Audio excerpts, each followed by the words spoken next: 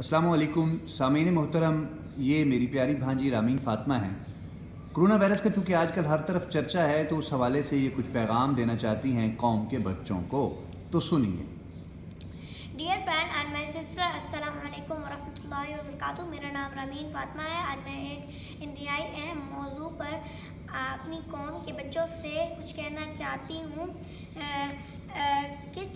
कुछ कहना चाहती हूँ। जैसा कि आप सब जानते हैं कि हर तरफ कोरोना वायरस का चर्चा है।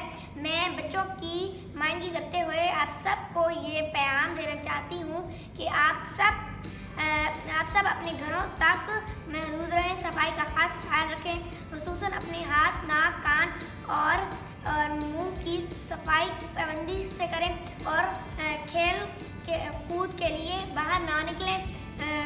सबसे ज़रूरी बात ये कि अपना स्कूल का काम अधूरा ना छोड़ें, बल्कि इन छुट्टियों में पहले से ज़्यादा मेहनत करें ताकि आप किसी से पीछे ना रहें। बहुत बहुत शुक्रिया।